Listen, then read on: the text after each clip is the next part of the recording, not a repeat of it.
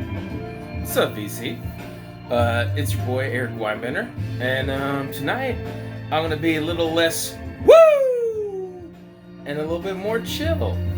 I'm doing this video in honor of a friend in the vinyl community, and also just on the edge of feeling like crap. Any of you guys dealing with the winter and cold and flu season? It's all mental. I've been surrounded by sick people. I'm not submitting. The drink for the night is a cup of tea. So there we go. But there ain't no fudging way. I'm getting sick.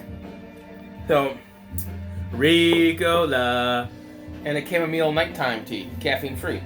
That's what I'm doing. So I alluded to a friend of the vinyl community, and that friend is Comic Rhema. Good dude, new in the VC. Dig his channel.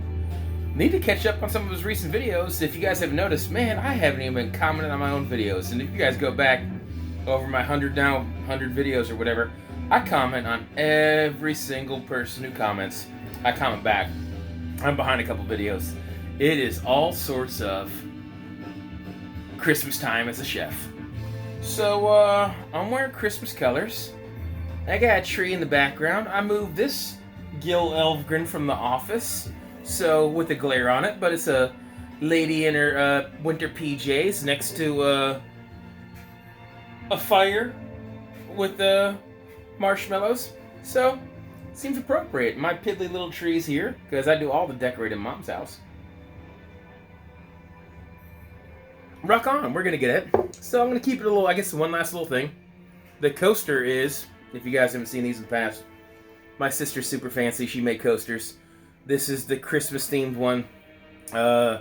It has a red border, a green vehicle, a lady in a winter coat, drinking a Coca-Cola. And if you don't know, my favorite soda is the Hecho en Mexico. Hecho en Mexico. Mexico. Coca-Colas, right? Alright. Why would anyone watch this? I have no idea. But thanks for everyone who tunes in. What's the spins in the background? This Fire Shepherds, I figure would be appropriate.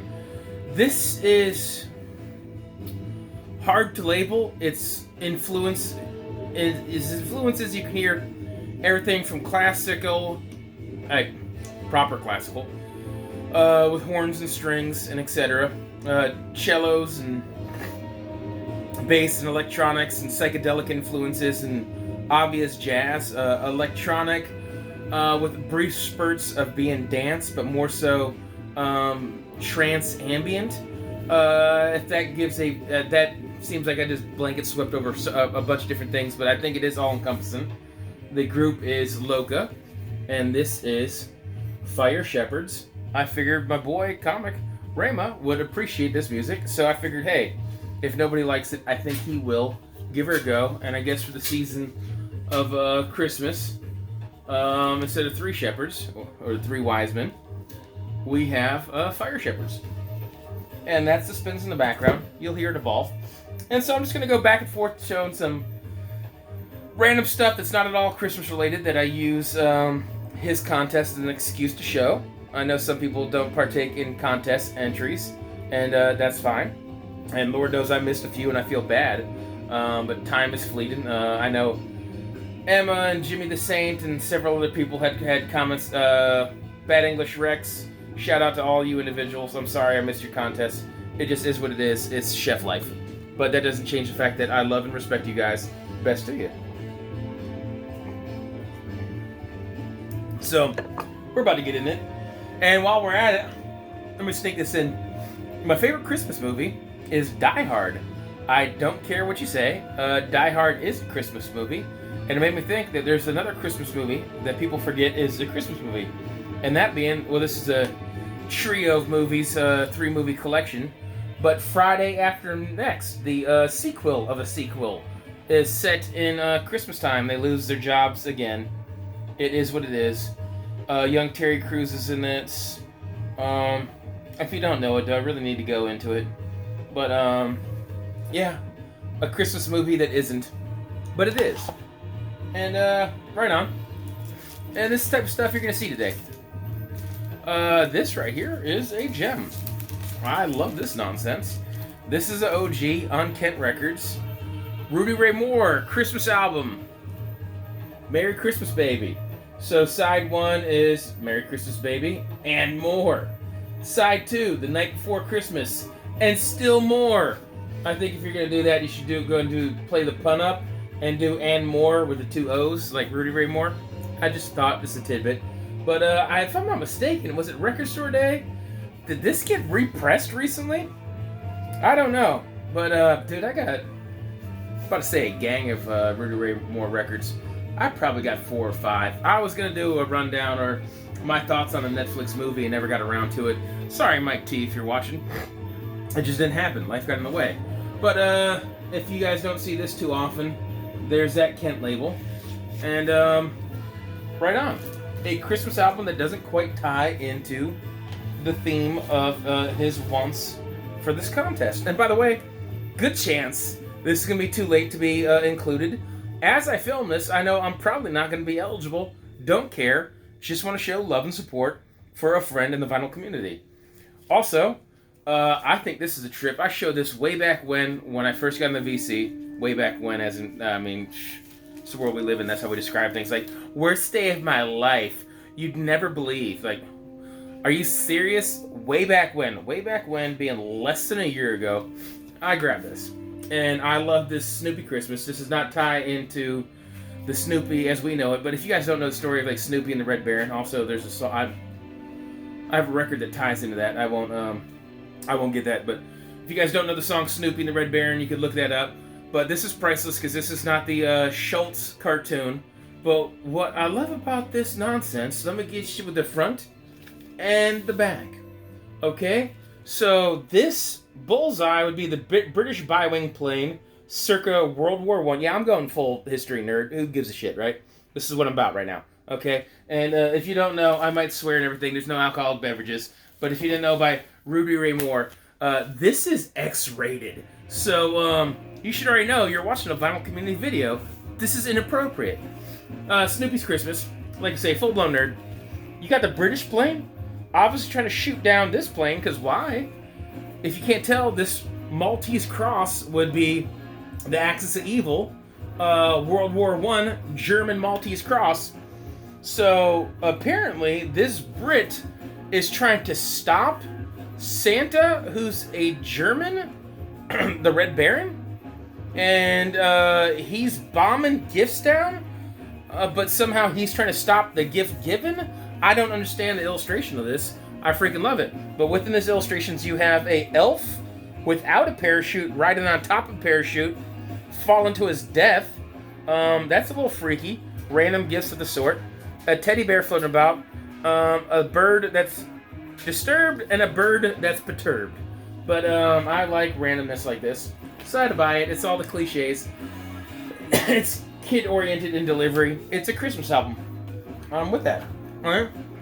So, let's just happen to be Christmas themed. So, I figured I'd freaking shove them in there. It's what it is. You could barely hear there's a credited vocalist on this Loca, if I'm not mistaken. This is circa 2006. I want to say their next album wasn't till 2011. I don't know if they did another one after that. But you have a myriad of instruments that are represented here. And this one does not have a credited vocalist. It does not. But anyways, if anyone wants to pause and take that in, feel free. But you can hear almost like mumblings in the background. Let's get after it. So, peace, love, and joy via me and my friend, Comic Rhema. So I figured the first thing that popped in my head for peace to represent that, I just acquired this. So forgive me if I just showed this. I don't know if I went all my way to open up the gatefold. And like I say, this thing doesn't even want to... It's on the edge of... crease break! But, this Lonnie Liston Smith, Cosmic Echoes. Right here, A Chance for Peace would be side 1, track 1. So that was in my mind instantly. So I grabbed that. And then to represent love, I got a couple things. let's go straight here. This is Bobby Womack. Love Bobby Womack. I think I made a reference to that recently, actually, showing a gift from Mike Jam on Vinyl. Sent me some Rolling Stones, and their first big UK hit was writing credit to this gentleman, Bobby Womack. But why am I showing it for love? It's because looking for a love. I love Bobby Womack. There's nothing to say there. Dig it. If you don't get in the R&B soul funk realm, give Bobby Womack a go. I really like it. Early 80s is fine as well, but I get into the other stuff. And then I guess I'm skipping around. I don't even know. I got some stuff out of order. So be it. The world won't end. The next Christmas album I got here, this would be a sealed 1981 press. Just cop this at Pharmacy Records. Original album was 1963, but had a couple different variant versions. A gift from Phil Spector and Phil Spector's Christmas album, whatever. It had like a sleigh and whatever. But this is the 81 repress. Like I say, still sealed. But so we're going Peace, Love, Joy. And the love on this would be the fact that Darlene Love sings Frosty the Snowman. So there we go. There's some Phil Spector. Phil Spector is a creepy son of a bitch. If you don't know anything about him, look it up. Well, if you can't tell, look deep into the soul of that gentleman. Alright? Do you want him coming to your house at Christmas? Hell no, man. That guy's all sorts of rapey. And murdery. But, nothing says Christmas spirit like rape murder. Alright. So we got peace. We got love. We got joy. It's a joy to have you in my home. And this Christmas album, if anyone watched the entirety of the world's longest how to do a contest video, I showed this because for whatever reason, the candy canes are not red and white, they're pink and white.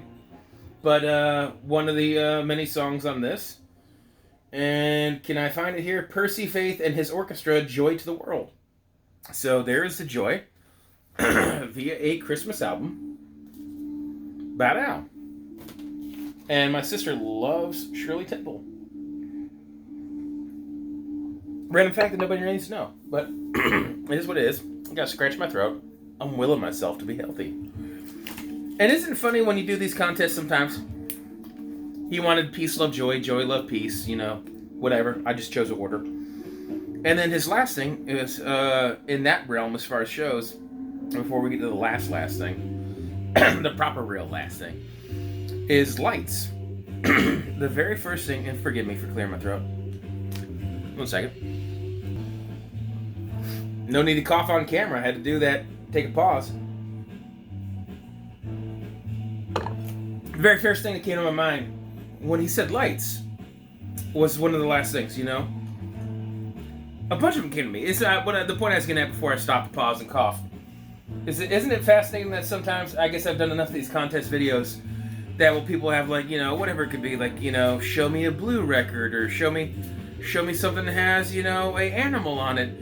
And there'll be 5, 6, 7 different things, whatever it is. And you'll have a brain fart on a few of them, and then it seems like some of them that are brain fart, you flip and you don't realize how easy it is. Sometimes you think one's going to be super easy, and it's surprisingly difficult. And then one of them you have 5 or 6 flood to you instantly. The light was the one that instantly came to me, and I found the most easy. And the reason I got this Stranger Things is, one, the first 2 seasons tie to Halloween, and the 3rd season ties to Independence Day. But this right here, if you don't know from the scenes of the movie, the Christmas lights tie into the movie in a very big way. This is not the soundtrack. This is the score. And Veronica and I showed this once upon a time in a contest video for Bet That B-Side Records, and I forgot to pull out this smoky, clear vinyl. So, there we go. That's for lights. And I actually grabbed a few for the people that just want to fast forward and blast through and don't care about Christmas records. Hey, here's some goodies for you. Still, love you. Take care. God bless.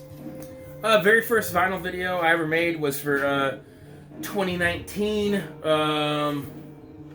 vinyl tag, and cheap albums you can always find.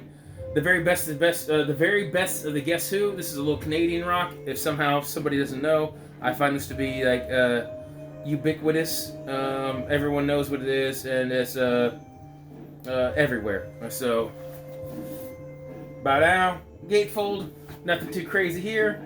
You're gonna know this: These Eyes, Laughing, Undone, No Time, American Woman, No Sugar Tonight, Hand Me Down World, Bus Rider, Share the Land, Do You Miss Me Darling, Hang On to Your Life. So really dig this music, but if you can't see, let me get a little bit closer here. They're all kind of looks like they're underneath a pier or a dock or some kind of, maybe like, yeah, they're standing in sandy wet water. So yeah, they must be underneath the pier or dock, and you can see the light breaking through. So that light popped into my mind as well as this one, the first ones. You ever have artists that you're familiar with and you like? Mike Dowdy. I enjoy his music. A lot of people know him from Soul Coughing. Soul Coughing. I'm sorry. My man, I done lived in the Carolinas too long, man. Sometimes the I-N-G is an I-N. So, Soul Coughing. But not coughing like a tomb coughing. But yeah, Soul Coughing. Anyways, I get into some more of his singer, haughty melodic, and he has a live album, and he has some really beautiful music. I really dig Mike Dowdy. And when this came out, I bought this the week it dropped, and it was a complete shift in music, and it caught me off guard, and I don't know if I disliked this or if I was expecting more of the same. So now that it's been a couple years now, this is 2014. This is on Megaforce Records and Snack Bar, as crazy as that is. This is on Megaforce Records. But let me pull one out here. And if you can see here that this is showing up fairly well. For the, there we go. It's gold black pressed. And the reason I did light here is that it kind of has, are you just going to be, okay, you want to make me swear. Alright, so record just aside. No need to waste the VC's time. So it has that interstellar stars and lights and constellation. So it just made me think of that. And then you can see right here. So, and if you don't know, stars are bright because the sun is so powerful. It's the reflection of the light of the sun. The sun is so powerful. That's how the stars get their light. I'm sorry. Woo! I get distracted. I'm reading while speaking. That's never good. And I don't even know the fact of how I put it out. I might have just misspoken. And I guess since we're talking about the sun, that's a awkward, unintentional segue. Is when you think of light, I think of the sun. I freaking love Roy Ayers. All his catalogs are the best. He's fairly prolific. But I dig the funky stuff. And everybody loves the sunshine. My life, my life, my life in the sunshine. Or they shouldn't be singing. Especially when slightly under the weather. But, Comic Rhema, if you haven't checked out this gentleman, I would. It's positive vibes music. I think you'll dig it. Start with Everybody Loves the Sunshine. If you don't know that, I would start there. And then Liquid Love. I guess if we were to tie in, I could use that from a different one. If I want to actually use him in a sense to tie into the contest requirements. Liquid Love is another great Roy Ayers track you could peep out. Another thing that popped in my head instantly was this Bjork. Okay, a couple things about this, right? So besides the fact that she kind of has looks like she's in a phosphorescent rainbow of lights, you can see that this is almost like a hooded shawl of phosphorescence, but I'm trying to think of the actual projectile thin light, and has a name. It's officious and grandiose, and I'm not going to recall it, and it'll be totally fine. Actually, let me pause and interrupt this rant to see you on the B-side.